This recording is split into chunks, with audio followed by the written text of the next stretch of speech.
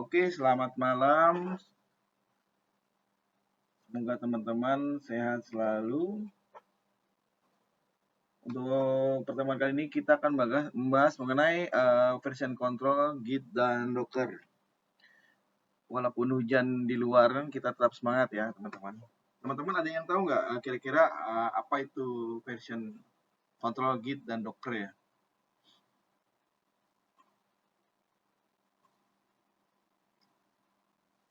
Oke. Ini materi saya sadur atau saya ambil dari Bapak Eko Kurniawan Kanedi ya. Ribut buat mereka, buat dia. Agendanya adalah bagaimana kita mengenal version control, lalu apa pengenalan mengenai Git, repository, tree atau 3 pohon gitu ya, cabangan gitu ya, working directory, staging index, commit, reset commit, dan lain-lain.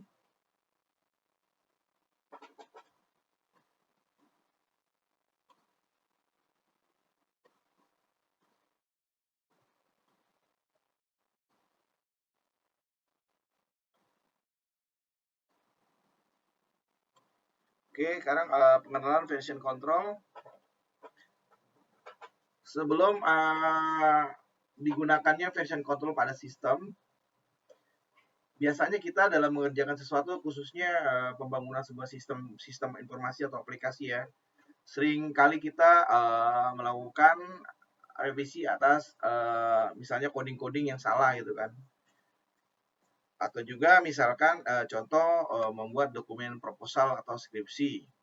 Biasanya kita akan simpan dokumen pertama dengan nama dokumen 1 sampai dengan revisi yang selanjutnya pasti ada penomoran dengan perbedaan penomoran ya.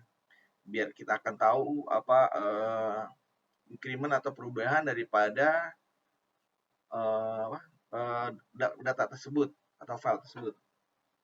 Adapun alasan daripada kita melakukan hal tersebut adalah supaya kita bisa mengetahui apa saja yang telah kita lakukan dalam hal merubah atau melakukan revisi atas dokumen tersebut, dan bila mana pada suatu waktu kita perlu menggunakan revisi yang sebelumnya. Jadi kita bisa menggunakannya dengan mudah. Lalu definitif daripada version control adalah sebuah sistem yang merekam perubahan pada file dari waktu ke waktu sehingga kita bisa melihat versi sebelumnya. Apabila kita menginginkan melihat kembali versi sebelum file tersebut dilakukan revisi ya atau perubahan. Di kalangan programmer version control ini sudah sangat populer ya, karena sangat membantu programmer dalam hal membuat kode program dalam bentuk kode tulisan. Dengan menggunakan version control ini, seorang programmer bisa merekam apa saja yang telah terjadi perubahan pada codingnya. Sehingga apabila terjadi kesalahan, programmer bisa dengan mudah kembali melihat kembali kode-kode sebelumnya atau sebelum terjadinya perubahan. Dan ini tidak hanya diterapkan kepada bentuk teks. Apabila kita misalnya seorang graphic designer yang biasa berupa gambar visual gitu ya, kita juga bisa memanfaatkan version control untuk merekam perubahan dari file gambar atau layout sehingga kita tidak perlu melakukan backup atas setiap perubahan secara manual. Di sini ada 3 jenis version control, yakni local version control, central version control, dan distributed version control. Maksud daripada local version control adalah version control yang berjalan hanya di lokal komputer atau kita menggunakannya melakukan perubahan-perubahan di komputer itu sendiri ya. Lalu cara pendekatannya biasa digunakan karena sederhana dan tidak butuh sebuah server. Karena semua histori riwayat pekerjaan disimpan di komputer tersebut ya. Setiap perubahan yang terjadi pada file hanya disimpan pada lokal komputer. Kemudian ini adalah diagram local version control. Di sini ada file. Ini database, maksudnya database yang menyimpan file-file ini. Misalnya kita ada pertama merupakan version 1, ini adalah version origin atau version aslinya. Kemudian ternyata ada terjadi perubahan. Nah, di save menjadi version 2, ada perubahan lagi version 3. Nah, ketika dia ingin melihat lagi kembali version-version yang sebelumnya, dia bisa melihat file-file dengan penamaan yang mengurut ke belakang ya. Ini adalah diagram penyimpanan pada local version control. Sedangkan untuk centralized version control ini diterapkan karena seringkali terjadi masalah pada local version control. Apabila komputernya rusak, maka seluruh data bisa hilang gitu.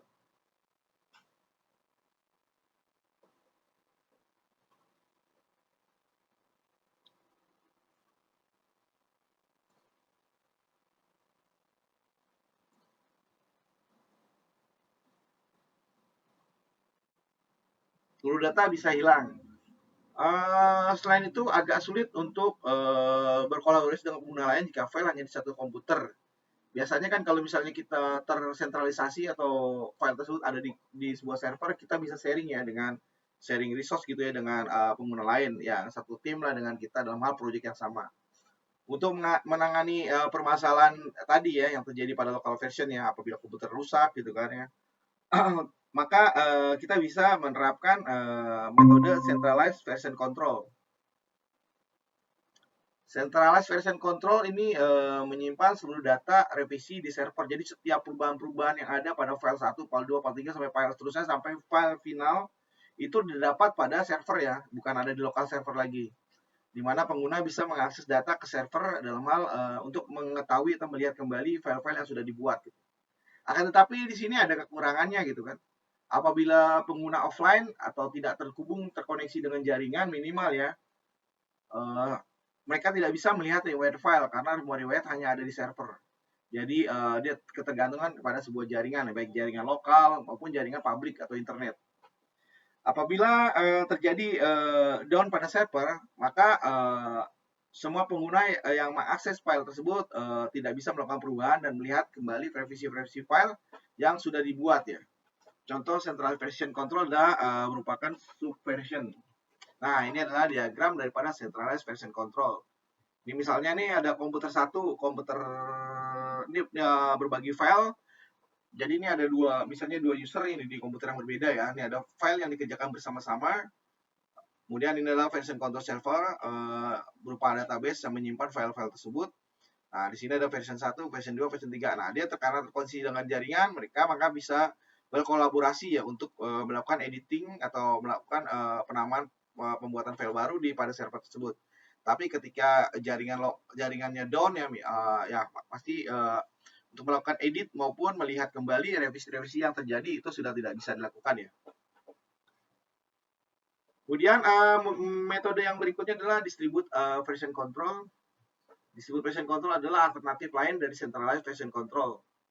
Pada distribute version control, si klien ini tidak hanya mengambil file versi terakhir, namun seluruh riwayat revisi di-copy seluruhnya, jadi bisa diambil semuanya. Ini juga menjadikan jika terjadi masalah dengan server, klien masih tetap bekerja memanipulasi file sampai melihat riwayat perubahan. Bahkan dalam DVCS, server bisa lebih dari satu karena setiap server isinya sama. Full backup data, contoh DVCS adalah Git, Mercurial, dan lain-lain. Biasanya ini adalah server yang berbentuk ada redundant ya. Jadi ada beberapa server dengan pointing yang sama dapat menyimpan file-file yang sama gitu kan.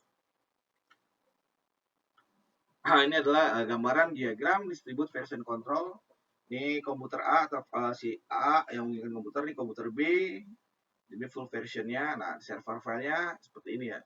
Dia bisa berkolaborasi. Lalu pengenalan Git. Git mulai muncul di latar belakangi boomingnya penggunaan open source project Linux kernel. Dimulai pada tahun 1991 sampai 2002 bahwa Linux kernel itu di develop ya hanya dengan memanfaatkan patch dan archive file. Kemudian pada tahun 2002 Linux kernel mulai menggunakan DVCS bernama Bitkeeper. Lalu di tahun 2005 hubungan antara perusahaan pemilik Bitkeeper dan komunitas Linux kernel kurang baik. Sehingga pembuat Linux Torvald membuat DVCS sendiri. Jadi membuat kayak seperti repository sendiri ya. Git pertama kali dikenalkan pada tahun 2005. Semakin kesini Git semakin populer dan sekarang menjadi DevJS yang paling populer di dunia. Git sangat cepat, ringan, dan baik dalam manage project dengan ukuran besar. Jadi Git merupakan salah satu daripada bisnis yang ada. Dia tidak membutuhkan server untuk melakukan perubahan atau melihat riwayat revisi. Hal ini dikarenakan dalam Git, semua riwayat project akan selalu diduplikasi baik di server ataupun di lokal komputer sendiri. Artinya bahwa Git juga bisa digunakan sebagai local version control. Atas sebuah perubahan yang terjadi pada Git akan selalu dibuat signature atau tanda. Jadi pengenalan tandanya apa saja yang dirubah menggunakan algoritma hashing SHA-1. Hal ini menjadikan perubahan sekecil apapun pasti dideteksi oleh Git. Semua yang terjadi di Git secara otomatis akan dicatat. Hal ini menjadikan perubahan apapun di Git pasti selalu bisa dikembalikan ke versi sebelumnya. Jika terjadi kesalahan gitu ya, kita bisa melakukan undo gitu ya, melakukan perubahan balik kembali. Gitu. Bagaimana kita menginstal Git ya, bahwa Git adalah sebuah sistem aplikasi atau software ya, berbasis open source dan free. Kita bisa download aplikasi Git dengan bebas. Git tersedia dalam berbagai sistem operasi, bisa menggunakan Windows, Mac, dan Linux. Jadi untuk sistem teman-teman yang menggunakan komputer, selain menggunakan Windows, itu nggak usah khawatir ya. Jadi Git ini bisa berjalan di semua sistem ya. Nah, di sini kita bisa download softwarenya di https git.scm.com download. Memastikan Git berjalan, bahwa Git merupakan aplikasi berbasis terminal atau command line. Oleh karena itu, menggunakan Git, kita perlu membuat terminal atau command line. Untuk mengecek versi Git yang terinstall di lokal komputer, kita bisa gunakan perintah Git sama dengan version. Oke, Malam Uci, ini aku langsung jalan aja terus ya, itunya ya, pemaparan nih. Kalau ada mau tanya sekalian ya. Malam Pak, maaf di saya nggak terlihat Pak share screen-nya. Oh, belum ya? Masa sih? Oh, belum ya? Masya Allah. Sekarang Nah, bisa? sekarang terlihat sudah. Oh, dari tadi ya? Masya Allah. Ini saya lanjut aja ya. Iya Pak, boleh Pak.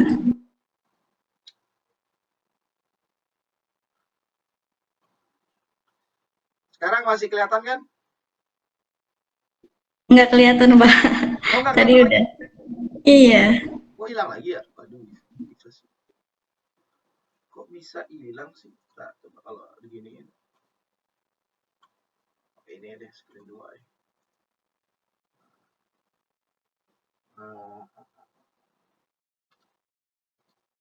Kalau gini kelihatan nggak? Terlihat Pak, sudah. Udah ya? Oke. Git, teman-teman ada tahu nggak Git apa?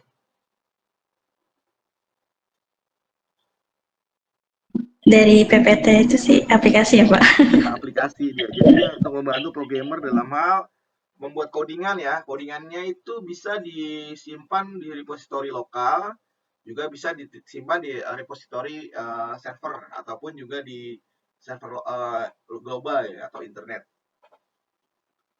Nah, biasanya kita menggunakan tools yang untuk menjembatani penggunaan Git-nya itu ya menggunakan Visual Studio Code ya.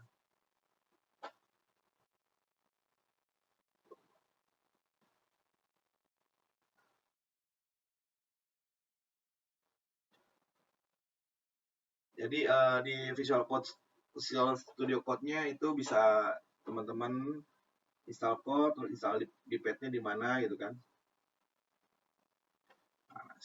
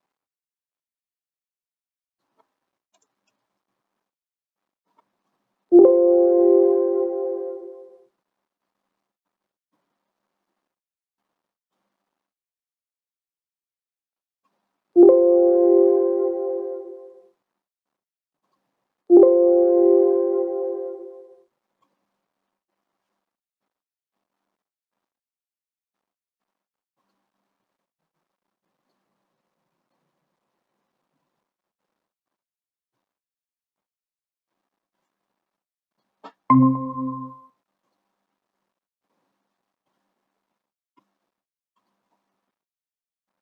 setelah install bisa lakukan konfigurasi.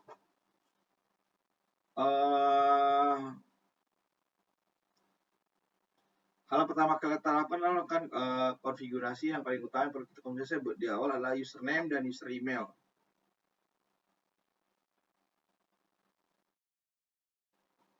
Kemudian saat menggunakan Visual Studio Code, dia dijadikan sebagai default editor untuk Git dan default div tool. Ini Git config global core editor code wait, terus ini juga bisa diarahkan ke lokal ataupun remote.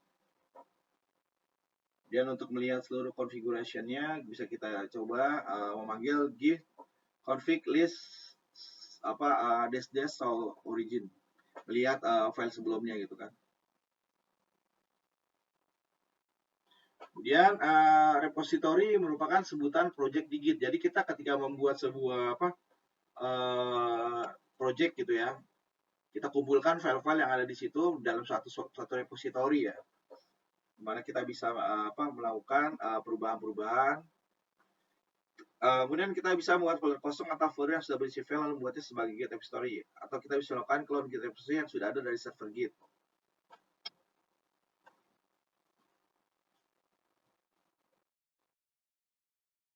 Untuk membuat repository, kita hanya menggunakan perintah git init dan dilakukan dari dalam folder yang kita jadikan sebagai Git repository.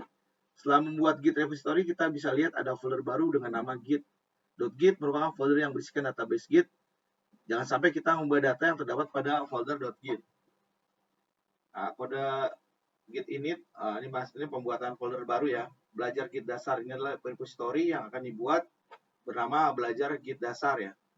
Nah, dia disimpan di username-nya apa, terus di folder sendiri, lalu di folder lagi dibuat folder baru, folder subfolder lagi. Nah, disebut kemudian dinamakan .git ya. Kemudian untuk mengecek status daripada di Git gitu ya. Jadi kita mau lihat nih cek status daripada folder tersebut, kita bisa masuk belajar Git dasar, Git master, Git status. Nah, dia masuk ke on master atau no commit. Maksudnya commit itu belum di save ya, belum di commit. Yes, nothing to commit, create copy file and use Git to track. Nah, ini sama ya. Kemudian workflow, the three steps. Harap diperhatikan bahwasanya hal utama yang wajib dimengerti di Git ada agar selanjutnya bisa mengerti dengan baik. Git memiliki 3 step terhadap file. Kita modified, stack, dan commit. Modified artinya kita mengubah, menambah, mengedit, menghapus file tersebut. Namun belum disimpan secara permanen ke repository. Jadi ketika kita modified gitu ya, komennya kita akan berubah suatu file. Nah, untuk stack artinya kita menandai modifikasi yang kita lakukan terhadap file yang akan disimpan secara permanen. Jadi kita menandai atau tagging ya. Nah, commit artinya data sudah aman disimpan di repository. Lalu 3 section, 3 step sebelumnya di dalam Git dilakukan di section yang berbeda-beda, yaitu working directory, staging area, dan repository. Di mana ketika kita melakukan modifikasi file, itu dilakukan di working directory. Lalu pada staging area merupakan section di mana file sudah disiapkan untuk disimpan secara permanen. Di staging area semua informasi perubahan file akan disimpan.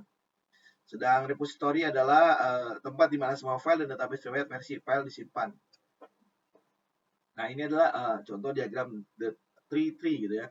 Ini git commit ketika sudah disimpan lah. Ketika sudah oke di git add workingnya apa, projectnya apa, lakukan staging maksudnya penandaan. Udah oke nih, ya udah taruh di repository, ya udah kita save gitu ya, git commit. Jadi file tersebut sudah tersimpan di repository. Ada pertanyaan nggak teman-teman? Belum, Pak. Oke, lanjut ya. Kemudian pada workflow, sekarang kita sudah tahu tentang arsitektur tree. Sekarang pertanyaannya, bagaimana alur kerja menggunakan Git? Secara sederhana, setiap apapun perubahan akan kita lakukan di working directory. Jadi semua file yang kita kerjakan, misalnya kita ngoding gitu ya, adanya di working directory yang sudah kita buat sebelumnya. Apabila teman-teman ada yang mau kita siapkan dalam hal menyimpan secara permanen, kita akan bawa setiap perubahan tersebut ke staging index. Lalu selanjutnya kita bisa melakukan penyimpanan versi baru secara permanen ke repository. Seperti ini adalah diagram workflow satunya. Ini ada beberapa ya, working file. Di sini adalah git commit-nya untuk penambahannya. Ini jadi ngambil dulu datanya dari git add, lihat di repository, melakukan provoking, staging gitu kan. Kemudian ujungnya adalah melakukan commit atau melakukan penyimpanan. Nah, ini juga sama ya untuk file 2.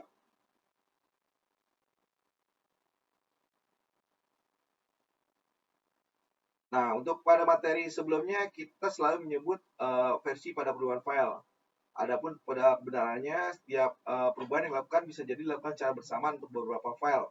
Hal ini berarti sebenarnya tidak ada yang namanya versi file. Atas semua perubahan yang terjadi akan terrecord ya, dan kita sebut namanya adalah snapshot. Snapshot berisikan atas semua perubahan yang terjadi di semua file yang kita commit. Pada setiap snapshot itu pasti akan menghasilkan hash. Setiap snapshot yang kita lakukan semua akan menghasilkan hash sebagai identitas snapshotnya. Hash merupakan checksum untuk menghitung perubahan yang terjadi. Git menggunakan algoritma SHA-1 untuk menghitung hash. Ini dibutuhkan untuk menjaga data integrity. Jadi syarat satunya data selain valid dia adalah integrity ya. Sehingga tidak tiap snapshot yang sudah kita lakukan tidak bisa diubah. Hal ini karena akan secara otomatis merusak hash yang sudah dibuat. Contoh hashnya git berupa angka ya. Angka ada nomor gitu ya. Nah, ini adalah diagram snapshotnya. Ini snapshot A, snapshot B. Ini dimulai dengan 32 versi yang ini. Snapshot A, 53 adalah, dan snapshot B versinya bla bla bla. Ini juga sama ya. Perhitungan hash dilakukan tidak hanya dari perubahan file, tetapi dia dari parent, author, dan message. Artinya bahwa terjadi perubahan pada snapshot sebelumnya, maka akan menimbulkan efek berantai. Karena semua hash selanjutnya akan berubah. Jadi ketika satu yang akan dirubah, maka yang selanjutnya juga akan berubah. Gitu. Oleh karena itu, hal tersebut tidak bisa dilakukan di Git. Kemudian kita bahas mengenai head. Head adalah sebuah pointer menuju hash yang paling akhir. Karena kadang sangat menyulitkan jika harus menuliskan hash value jika kita akan menuju ke hash paling baru. Kita bisa gunakan kata head. Nah, diagram head seperti ini.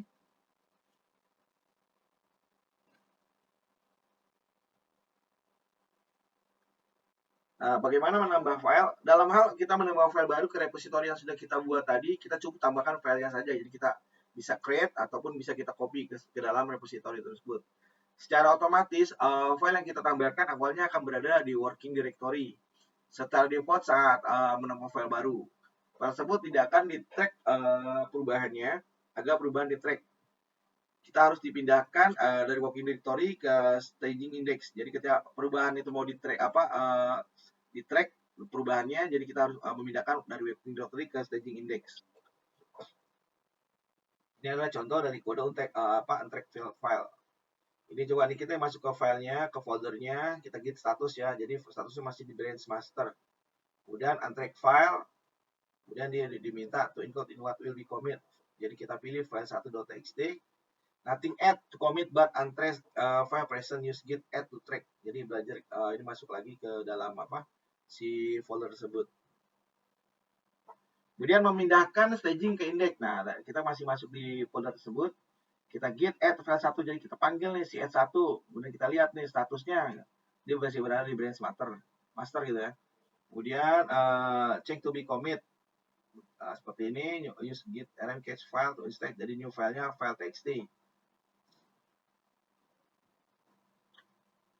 Jadi untuk commit ke repository, git commit, kemudian -m, tambah filenya yang tadi. Nah, kemudian di situ akan menambahkan file 1.txt ya. Jadi file 1 dirubah gitu kan. Create mode, ini hashnya tadi, file 1.txt. Kemudian statusnya dia ada di branch master, nothing to commit, working to clean. Gitu.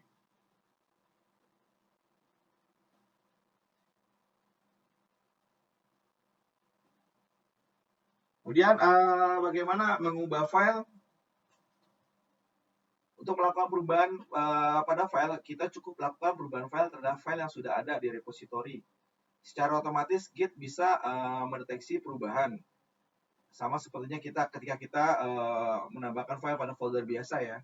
Jika perubahan ingin kita simak secara permanen, kita bisa pindahkan ke staging index. lalu commit ke repository. Ini kita lihat statusnya.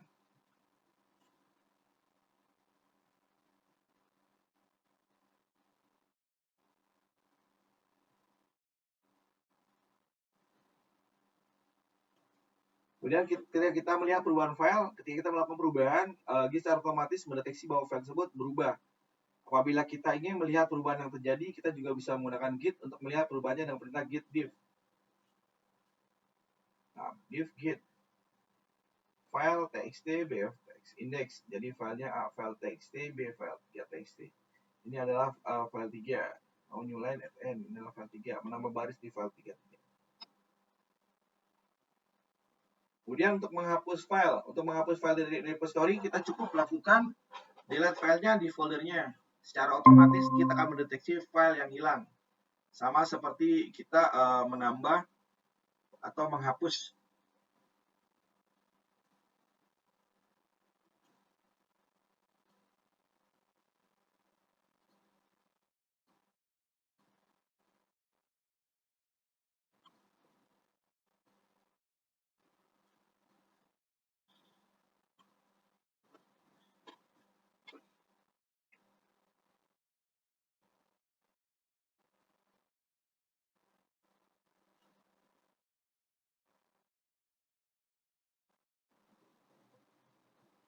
Untuk membatalkan perubahan ya, jika kita menambahkan file working directory, kita misal ingin membatalkan perubahannya, caranya cukup sederhana. Kita hanya perlu menghapus file tersebut atau bisa menggunakan perintah git clean min f.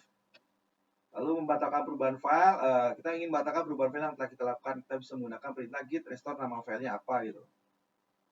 Nah, ini ada contoh git restore. Jadi ini ya, misalnya sudah update file tersebut. Kemudian yang modified file txt, kemudian kita mau membatalkan perubahannya, panggil kembali git restore file txt, kemudian git status gitu. Lalu bagaimana membatalkan penghapusan file? Penghapusan file sebenarnya sama dengan perubahan file. Jadi jika kita ingin membatalkan penghapusan file, kita bisa gunakan perintah yang sama dengan membatalkan perubahan file tersebut. Gunakan git restore nama filenya apa gitu. Seperti ini ya, git restore nama filenya kita panggil kembali gitu. Kemudian untuk membatalkan dari staging index, perintah git restore hanya bisa dilakukan untuk membatalkan perubahan terjadi di working directory. Ini maksudnya adalah perubahan telanjur, kita masukkan di staging index, maka untuk membatalkannya tidak bisa kita lakukan secara langsung dari staging index. Kita perlu mengembalikan posisi dari staging index ke working directory terlebih dahulu. Caranya kita bisa gunakan perintah git restore, kemudian stack nama file. Seperti ini contohnya.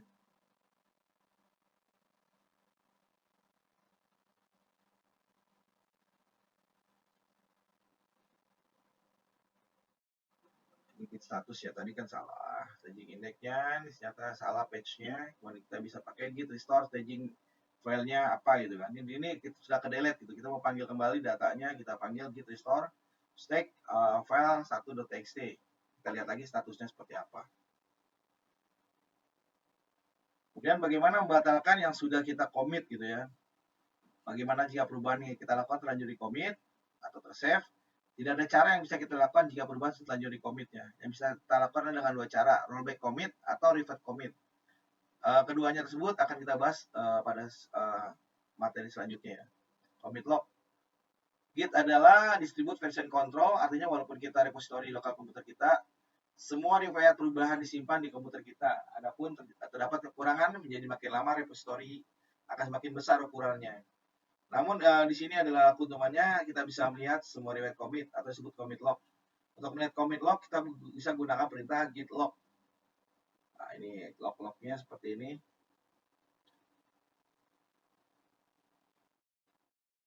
Log sederhana. Kadang kita hanya ingin melihat commit log message-nya saja atau istilahnya adalah versi sederhananya saja.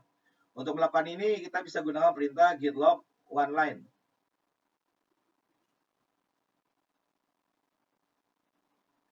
Grep. Saat nanti kita sudah belajar tentang git branching, kadang kita ingin lihat commit log dengan hubungannya dengan commit log sebelumnya. Ini juga bisa kita lakukan menggunakan perintah git log dash online dash grep. Seperti ini.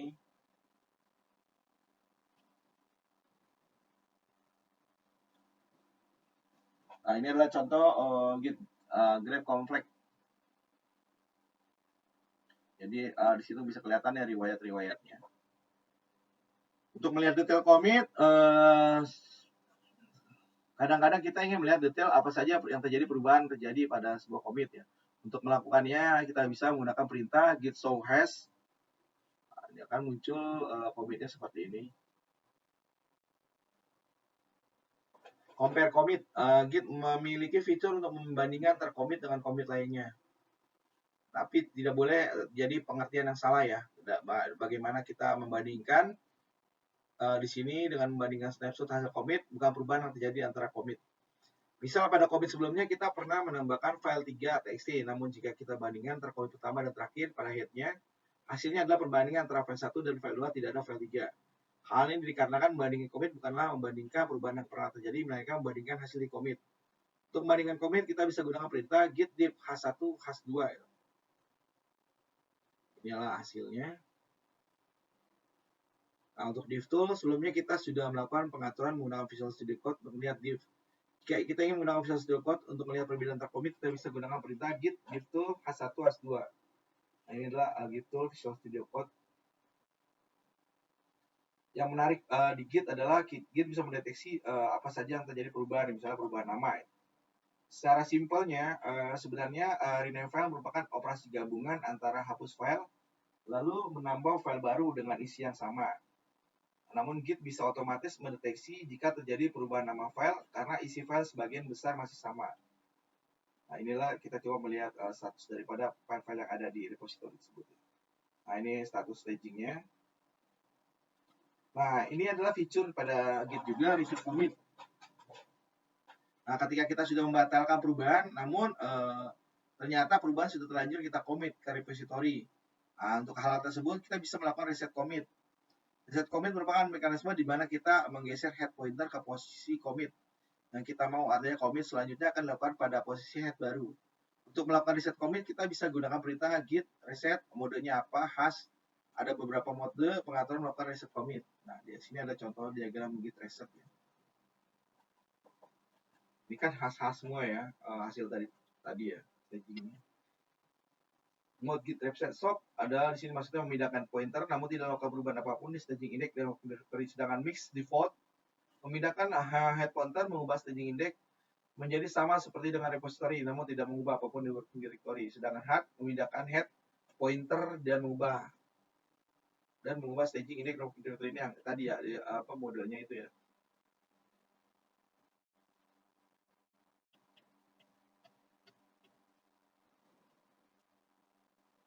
Kemudian rewrite commit, jika kita melakukan reset namun kita belum membuat commit baru, kita masih bisa kembali maju lagi commit yang paling baru. Namun jika kita membuat commit baru, secara otomatis commit lama akan ditimpang oleh commit baru. Ini contoh git reset mix.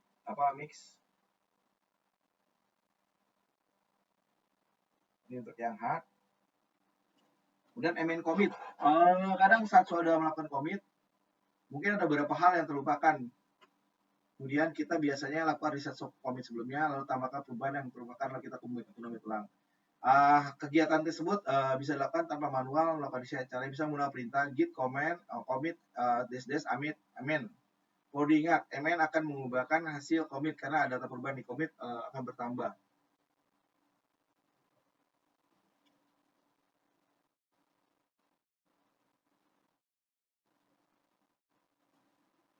Nah, ketika kita sering mengalami masalah dengan file yang sudah kita commit ke repository, lalu Git memiliki fitur di mana kita bisa melihat kembali versi file pada commit sebelumnya. Saat kita ambil versi file sebelumnya, file pada commit tersebut akan berada di staging index. Untuk melakukannya, kita bisa gunakan perintah git checkout hash nama file. Nah, ini adalah kode git statusnya. Misalnya kita yang melihat file th1.txt sebelum terjadi perubahan di commit di staging ininya commit 1b ini, maka kita bisa gunakan perintah git checkout panggilan sebelumnya file 1.txt ya.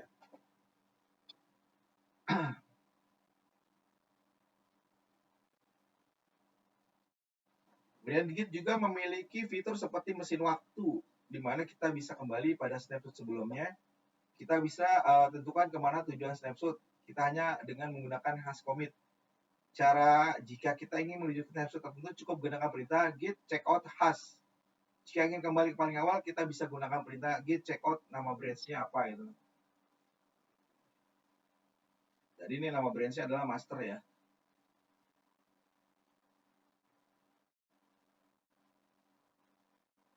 Dan ketika kita mengembalikan ke commit terakhir, kita bisa pakai git checkout master.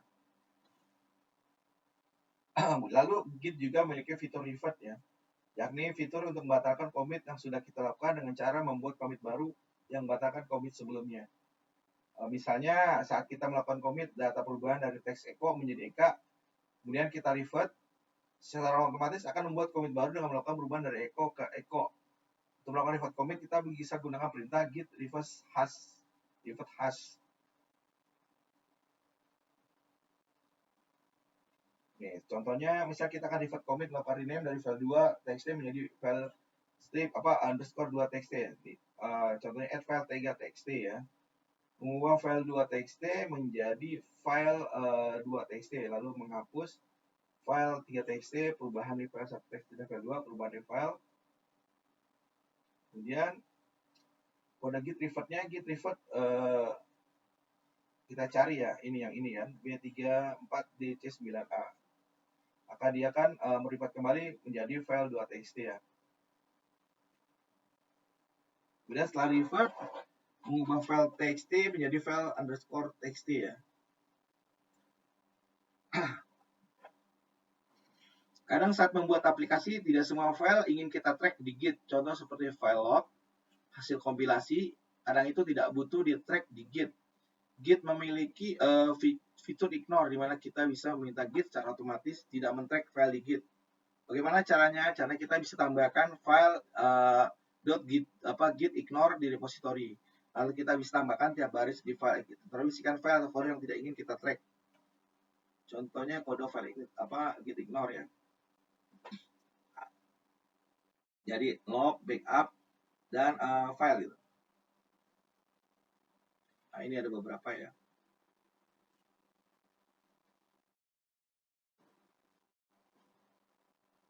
Kemudian blame. Saat membuat kode program, kadang kita ingin tahu siapa yang menambahkan baris kode program tersebut dan apa saja yang ditambahkan.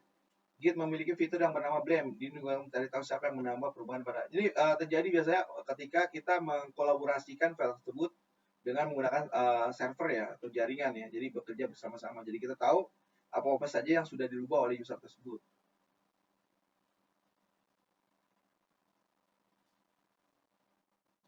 Kemudian Git memiliki fitur yang bernama alias. Dengan alias kita bisa menambah nama perintah lain untuk perintah yang sudah ada di Git. Misal kita bisa menambah perintah commit untuk nama lain dari commit misalnya. Atau misalnya menambah alias log line untuk nama dari log one line gitu. Nah, ini contohnya berubah ya pada menambah alias.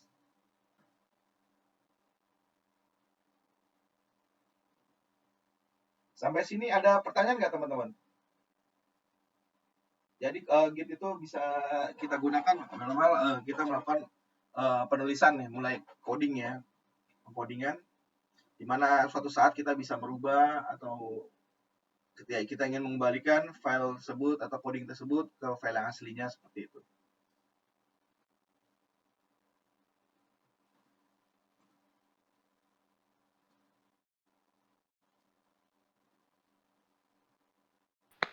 Pak, Ya, kalau aplikasi yang digunain itu Visual Studio Code itu buat ininya sebagai apa tuh namanya user interface-nya, tapi dia untuk jalanin sistemnya dia menggunakan Git. Ini bisa di download ya. Di sini nih. Download di mana sih? Git. Tapi Visual Studio itu wajib kita download juga, Pak? Iya, wajib buat kita kayak nanti kan teman-teman juga bisa nge-develop apa gitu di situ. Nah, bisa pilih di sini ya, Windows. Ini bisa diinstal ya, Git for Windows x64 Setup.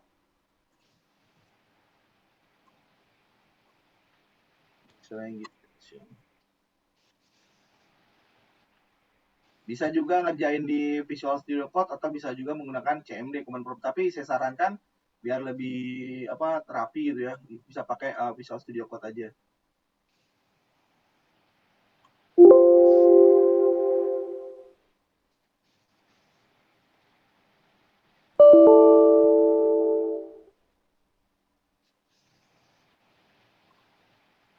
Suci gimana, Ci? Aman? Masih? Aman, Pak. Oke, saya lanjut ya.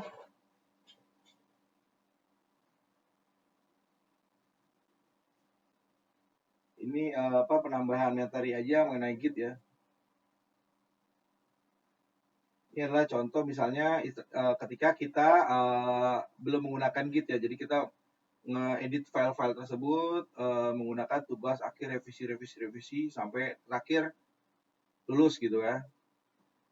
Biasanya kita menggunakan file baru dengan save as lalu ganti namanya apa gitu kan. Nah, tapi ketika kita sudah menggunakan Git, ini biasanya file yang awal-awal kita buat ya, master. Lalu ini tugas akhir yang revisi 1 adalah penambahan isi. Lalu di sini ada keterangan lain formatable. Jadi di sini ada history daripada file-file tersebut ya. Misalnya ketika kita ingin membuat proyek sebuah aplikasi itu mengulas bangun data dengan bahasa menggunakan Python dan proyek tersebut dikerjakan secara berkelompok atau tim, maka dalam sebuah proyek tersebut akan dibagi beberapa bagian aplikasi. Misalnya si Andika bagian hitung luas segitiga, Adistia bagian hitung luas persegi, dan Argenta bagian hitung luas trapesium. Manfaat daripada Git inilah bisa mencatat riwayat perubahan pada berkas atau proyek, lalu mengelola berkas pada saat bekerja secara kolaborasi, mengelola perubahan berkas atau proyek, lalu bisa berkoordinasi pada proyek sumber terbuka. Bisa juga memperdalam pengembangan aplikasi berbasis CLI atau Command Line Interface. Nah, ini penggunaan lainnya bisa instalasi Git sangat sederhana menggunakan sistem VCS tadi ya, distribusi. Lalu udah. Nah, bagaimana cara installnya ya? Udah tadi kita kan bisa download ya, yang tadi sudah saya kasih tahu, bisa menggunakan versi Windows, Mac OS atau Linux ya. Kita pilih Windows ya. Kemudian setelah itu kita tunggu muncul berkas aplikasi yang terunduh otomatis. Jika tidak, maka kita pilih unduhan sesuai dengan arsitektur. Misalnya komputer kamu bisa 64 bit atau unduh yang 64 bit. Begitu juga kalau menggunakan 32 bit. Tapi untuk Windows semuanya yang sekarang ya, itu udah semua otomatis yang 64 bit ya. Lalu setelah terunduh, kita klik 2 kali installernya untuk dijalankan. Seperti ini, tinjau lisensi publik umum GNU-nya, dan jika kamu sudah siap untuk bisa klik next. Lalu kita arahkan program Git itu terinstall di folder mana ya di Windows tersebut ya. Ini di sini biasanya defaultnya ada di C program file Git. Lalu pemilihan komponen atur saja seperti di bawah, lalu next gitu di semua ini samain ya. Kemudian kita next. Lalu installer akan menawarkan untuk membuat icon start menu di layar desktop, cukup klik next aja. Pilih editor teks yang ingin kamu gunakan. Kita akan menggunakan Visual Studio Code untuk Git, lalu itu kita klik next. Coba saya ulang kembali ya. Korea sih.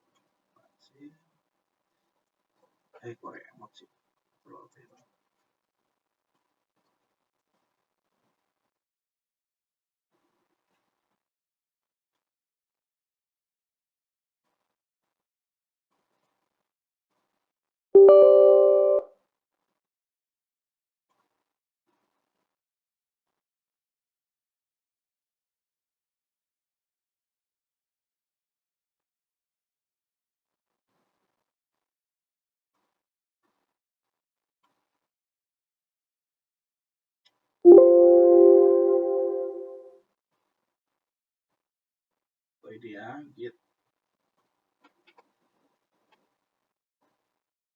Kan?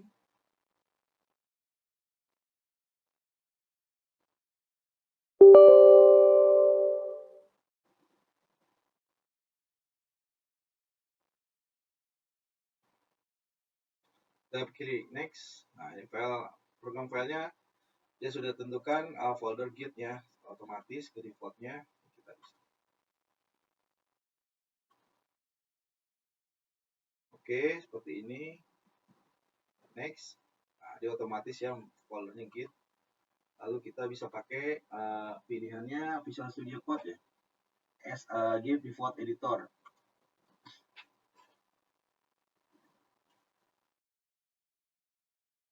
Oke, kita next. Kemudian kita pilih let get decide kemudian kita pilih give from the command line dan use bundle SSH ya.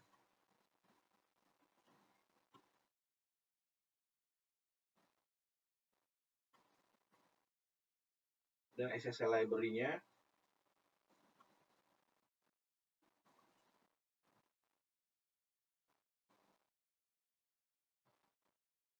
dan next.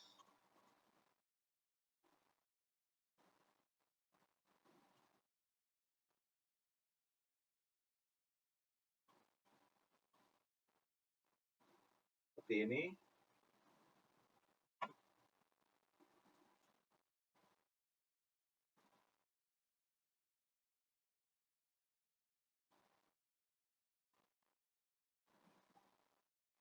Oke, selanjutnya sampai tunggu file tersebut terinstall dengan baik.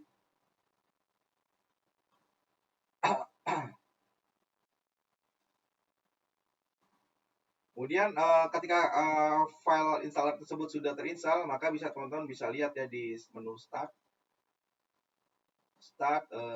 git gitu ya.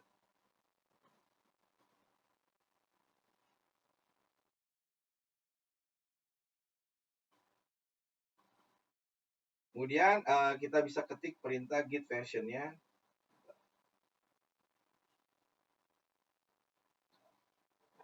Git version, nah versionnya adalah 2333, 2331.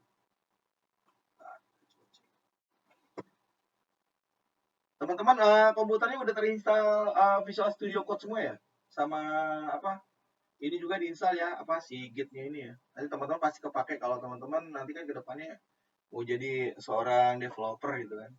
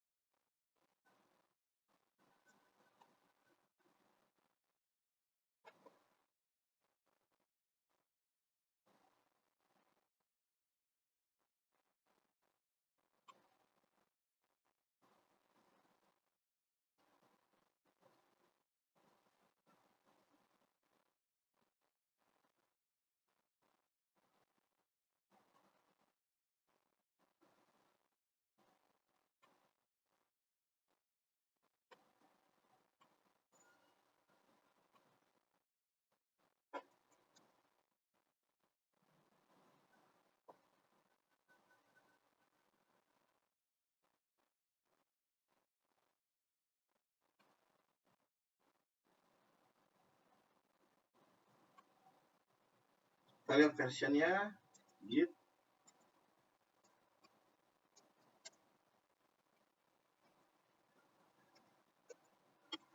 Oke, versionnya under Windows ya, jadi versinya udah di atasnya 252 ya.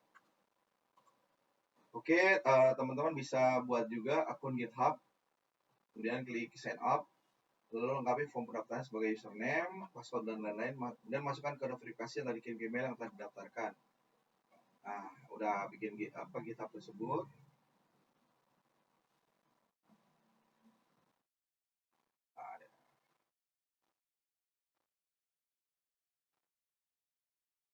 Nah, biasanya kalau kita udah bikin GitHub, udah ada ya menunya di sini GitHub. Biar kita buat github.com. Ini adalah instalasi alur kerja daripada si GitHub ya. Nah, membuat file project-nya, foldernya, folder project-nya. Nah, ini branch Budi, ada branch utama, branch Ayu, ada branch support. Nah, ini untuk penambahan si Ayu nih ya. One commit, dalam hal membuat file karya email baru, Ayu membuat branch baru, dan branch Budi yang berisi bab 1. Kemudian commit gabungan ada keduanya, si Budi dan si Ayu ya. Sampai menambah terisi dan ujungnya adalah commit timeline berupa file karya ilmiah. Sampai sini untuk yang alur ini ada pertanyaan nggak teman-teman? Ada kendala nggak kalau misalnya teman-teman install tadi Git-nya ya?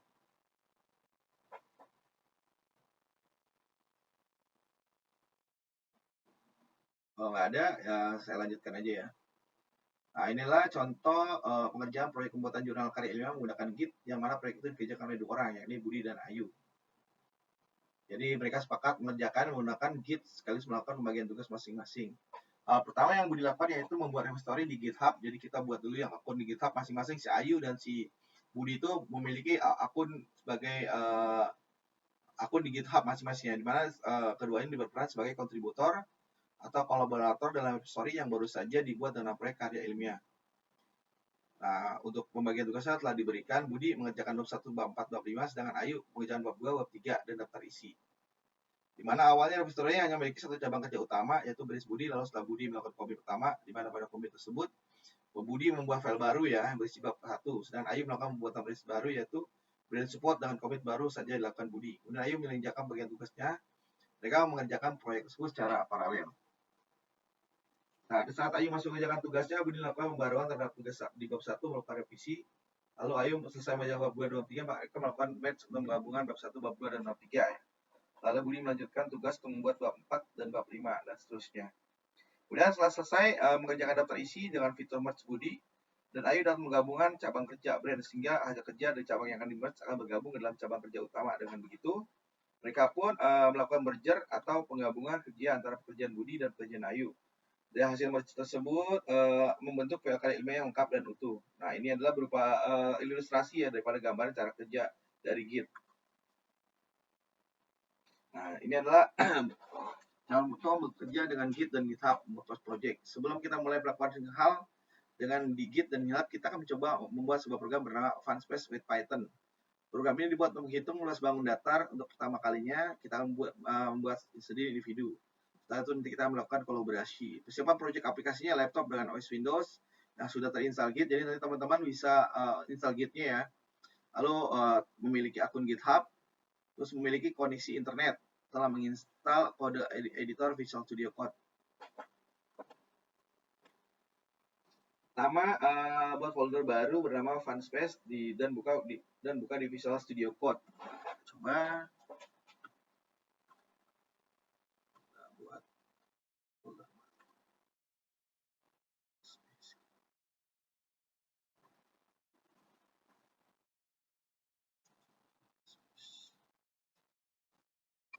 Kemudian kita buka di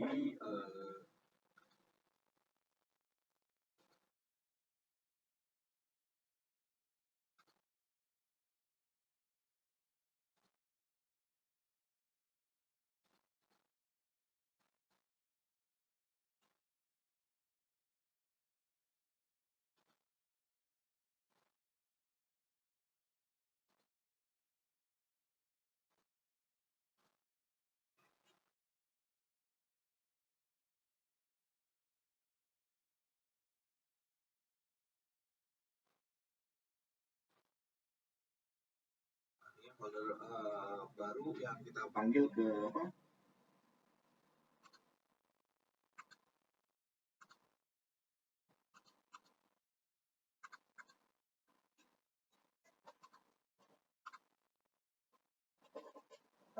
Panggil tadi ya foldernya ke dalam apa? Ke dalam Visual Studio Code, kita pilih task folder. Kemudian kita buat file baru bernama app.py. Kemudian kita ketik kodenya.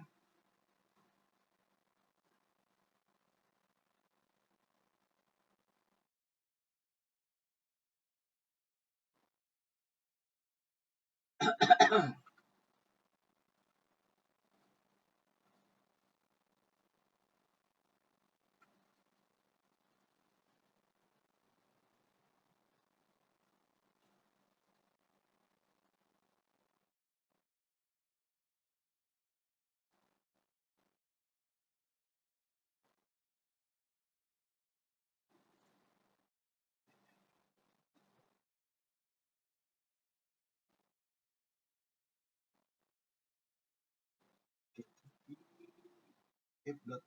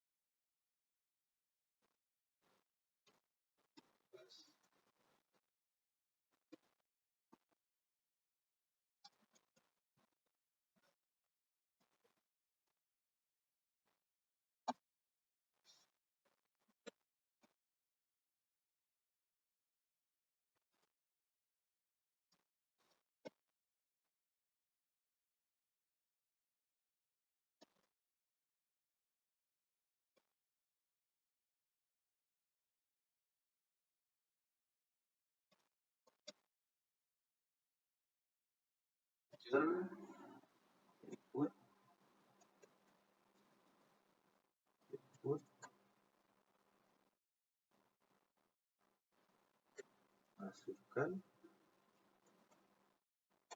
alas tidak.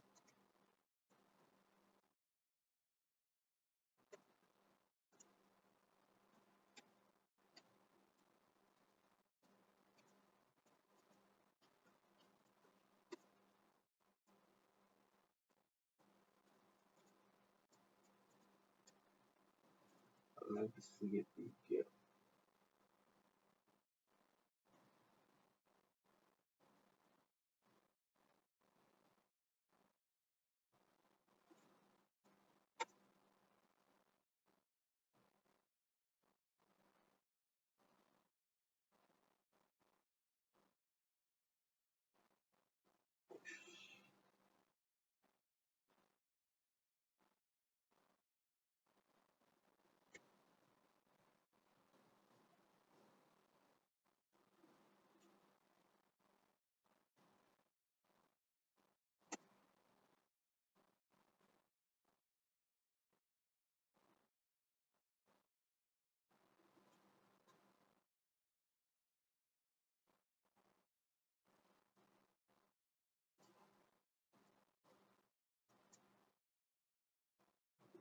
D integer input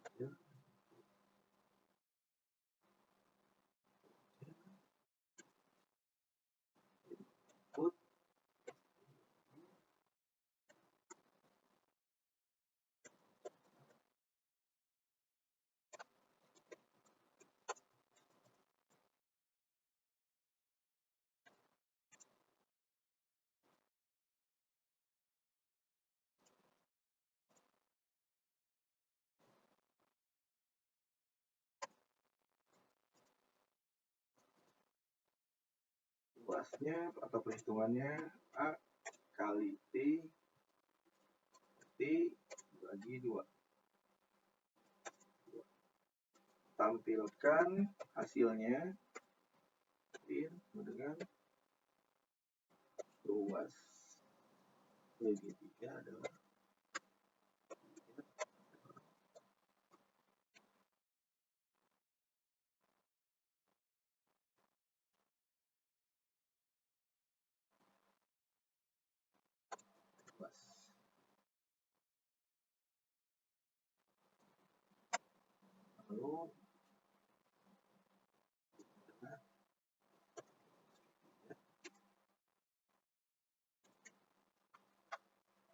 Ini kita coba ya.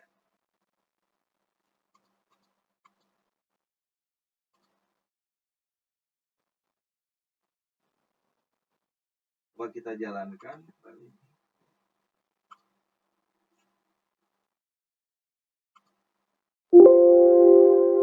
Oh, ini karena belum ada Python-nya, kita coba install dulu Python-nya.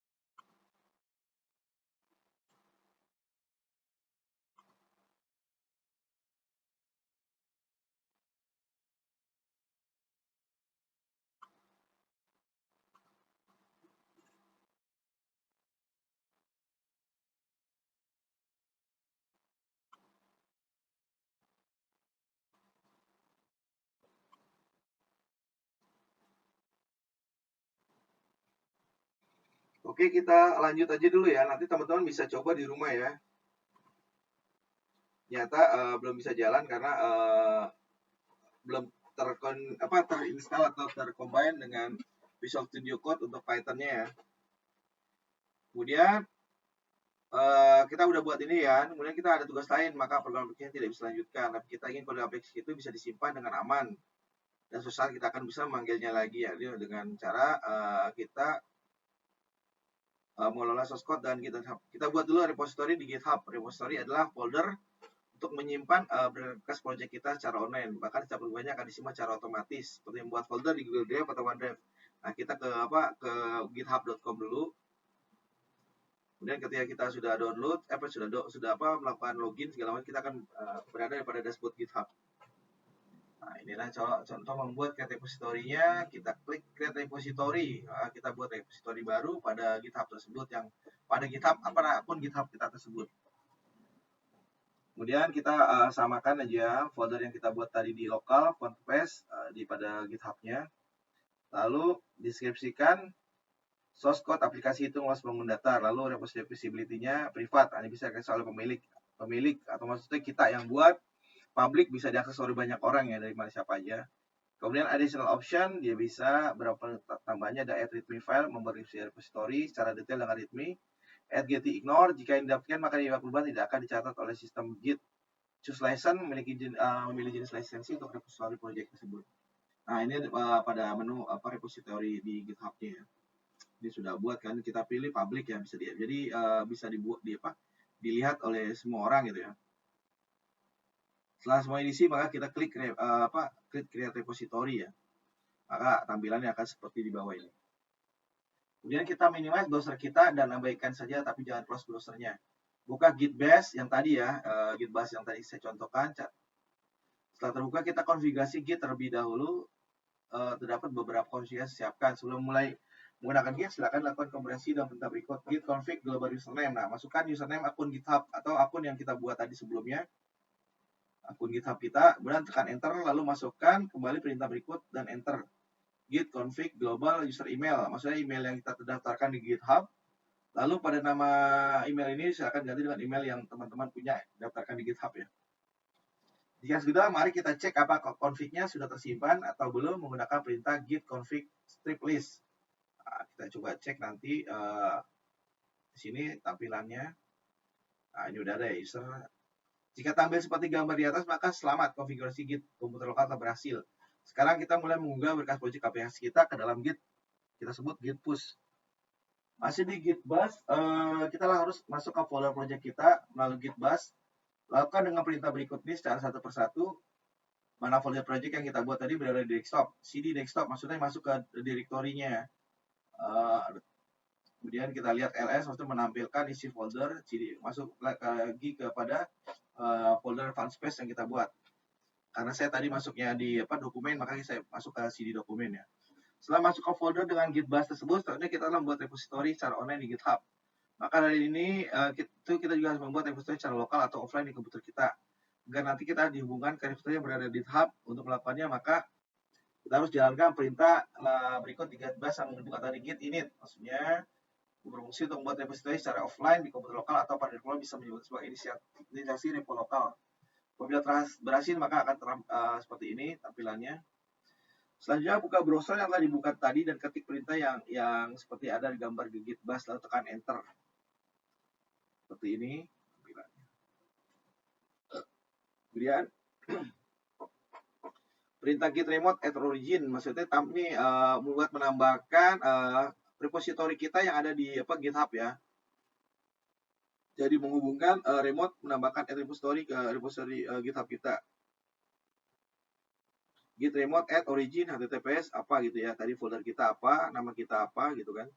Kemudian kita git branch and main sebagai main repository-nya, lalu git push gitu ya sebagai origin repository-nya.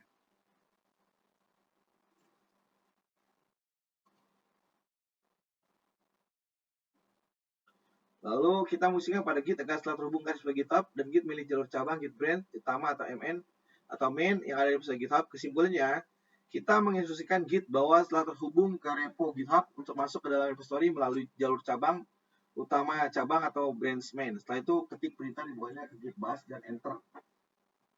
Nah, ya.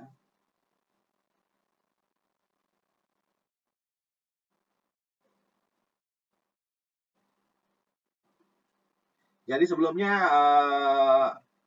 perintah tersebut bisa dieksekusi secara langsung, tapi adanya perubahan kebijakan daripada si GitHub untuk keamanan ya, segi keamanan, maka dia ada patching yang ditutup yang jadi nggak bisa langsung diakses. Jadi setelah hal tersebut sudah kita lakukan, kita memiliki dua repository, yakni yang lokal dan online atau GitHub ya. Karena kita akan menggunakan project kita ke lokal terlebih dahulu, lalu kemudian kita simpan riwayat banyak commit, dan terakhir kita akan mengunggah push ke repository online. Nah, coba dimasuk ke kita ada di desktop, di folder desktop fun space ya, git add. Perintah tersebut menginstruksikan git untuk menambahkan git add seluruh file yang berada di folder project kita ke staging area. Staging area adalah zona tak terlihat di mana seluruh file project persiapan untuk melalui tahap pengecekan terlebih dahulu dengan perubahannya. Untuk pertama kali, jika kita menjalankan perintah di atas, maka tidak akan mendapatkan output ataupun teman-teman jangan panik ya. Nah, ini contoh yang folder project yang kita buat, git add, maksudnya kita panggil yang repository-nya staging area. Nah, untuk akhirnya adalah git commit untuk git repository-nya tempat penyimpanannya. Selanjutnya yang pasti posisi seluruh berkas project kita sekarang berada di staging area. Maka hal selanjutnya harus kita lakukan adalah menyimpan riwayat atau catatan perubahannya sebelum kita unggah ke repository online. Biasanya kita pakai comment git commit min m, judul perubahannya apa gitu kan. Kesimpulannya kita menginstruksikan kepada git agar git menyimpan seluruh perubahan git commit yang terjadi pada berkas project kita, dan perubahan project tersebut bisa kita berikan judul, misal judul perubahan. Sampai sini ada pertanyaan nggak teman-teman? Halo, masih ada kah? Belum ada, Pak. Belum ya, sampai materi ya. Setelah menyimpan riwayat perubahannya, selanjutnya kita ke tahap akhir yaitu mengunggah atau push. Perintah komennya adalah git push min u origin main-nya, jadi masuk ke folder utamanya gitu kan. Ketika kita menjalankan perintah, jika mana ada pop-up yang menginstruksikan kita masuk ke akun GitHub, maka teman-teman bisa masukkan username dan password GitHub teman-teman ya. Maksudnya dia harus terkoneksi gitu dengan akun kita ya. Lalu setujui akses ke GitHub ya. Jadi ketika dia buat melindungi atau men-secure aplikasinya tersebut di GitHub, itu kita harus mengkoneksi dengan token ya. Kita masuk ke API-nya GitHub ya. Kita bikin dulu tokennya di setup di GitHub-nya. Kemudian kita icon foto profil di pojok, lalu posisikan pusat setting, kemudian klik kanan dan open in new tab. Lalu pilih personal access token dan klik generate new token. Nah, token tersebut kita dapatkan ya Isikan form seperti di bawah ini, kita bikin penamaan segala macam ya. Note adalah nama catatan atau token yang akan kita buat. Karena kita membuat token untuk belajar Git, maka kita isi dengan belajar Git. Expired dari token itu adalah 90 hari sejak dibuat gitu ya. Kemudian centang semuanya dari atas sampai bawah pada select scope, kemudian klik generate token gitu. Jadi kita buat tokennya, di generate sini ya, copy tokennya dan mungkin disimpan ke dalam notepad. Copy tokennya ya. Sekarang kita kembali ke Git Bash. Git Bash maksudnya program yang kita install di Windows tersebut. Jalankan kembali git push origin main. Jika dapat power seperti di bawah ini, maka pilih token dan masukkan token yang tadi copy tadi. Setelah itu tekan sign in gitu. Masukin token yang tadi kita buat di GitHub ya. Jika tampilan kurang lebih seperti ini, di bawahnya tidak ada error, maka telah berhasil mengunggah push berkas project aplikasi ke online GitHub ya. Nah, di sini kita bisa cek apa saja file-file yang sudah kita push gitu ya ke si GitHub kita.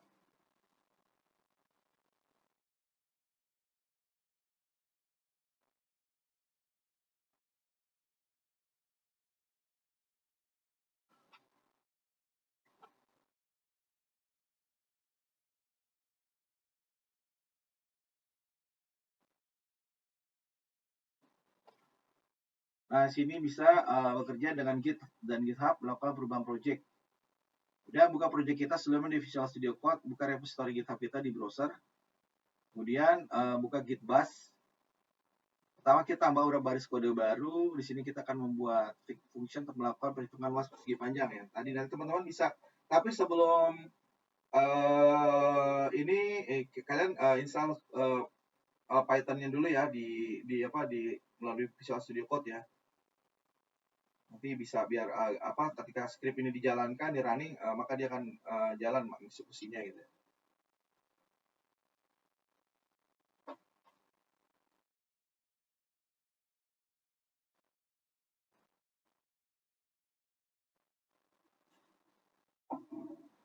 Nah, ini ketika dijalankan filenya bisa jadi kan muncul nih, masukkan alas segitiga, misalnya kita ketik 2, masukkan tingginya 4. Nah, nanti si rumusnya yang tadi kita buat itu dia akan menghitung ya.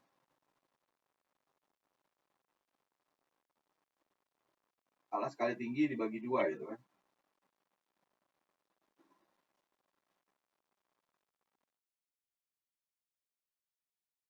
Kemudian kita buka repo GitHub kita di browser dan lihat belum ada perubahan apapun dan kode aplikasinya masih sama seperti sebelumnya. Karena kita memang belum commit gitu ya, jadi belum di save gitu, commit untuk di save di repository. Dan kita masuk ke sini ya, git add. Nah, mulai git commit menambah hitung luas persegi panjang. Jadi ini nama filenya, menambah hitung luas persegi panjang. Seperti ini maka dia akan muncul di GitHub ya. Nah, sini sudah ada ya. Sudah terupdate. Jadi di sini juga bisa terdeteksi sudah ada 3 commit 12 menit yang lalu gitu contohnya. Dan bila mana kita ingin membatalkan perubahan dan kita ingin menambahkan hitung luas persegi panjang, namun kita ingin menambahkan hitung luas persegi dahulu. Untuk membatalkan perubahan itu kita akan menggunakan perintah git checkout. Namun sebelum itu kita harus mengetahui nomor ID commit. Jadi kita lihat dulu ya ID commit yang khas tadi ya, yang ada penomoran gitu ya. Lihatnya kita menggunakan perintah git log. Jadi kita manggilnya berdasarkan ID gitu ya untuk melakukan perubahannya. Nah, seperti ini khasnya nih ya.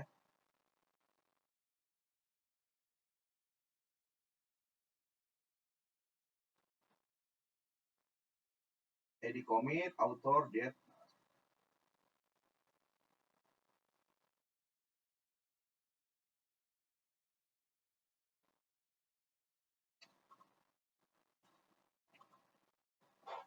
Oke, untuk selanjutnya kita ketemu di pertemuan offline aja teman-teman ya, biar kita langsung praktek ya. Gimana teman-teman? Iya Pak, siap Pak. Ya, biar enak ya, kita praktek aja langsung ya. Jadi nanti teman-teman install Git-nya, GitHub, terus teman-teman harus bikin akun di GitHub ya. Pakai Gmail lah, pakai Gmail bebas lah, Gmail apa aja. Terus kemudian install juga Python di Visual Studio Code. Sampai sini ada pertanyaan nggak kira-kira teman-teman? Dari saya belum Pak, Vino? Masih ada Vino? Udah tinggal kita berdua Pak. Masya Allah. Oke Le, minggu depan kita offline dua kali ya, offline ya. Jadi kita Iya, Pak. praktek gitu ya. Oke Uci. Oke, siap, Ya, Pak. terima kasih ya Uci ya. Sehat-sehat selalu ya. Iya, Assalamualaikum ya, makasih, Pak. warahmatullahi wabarakatuh. Sehat-sehat, Pak. Waalaikumsalam, Pak. Terima kasih, Pak. Ya.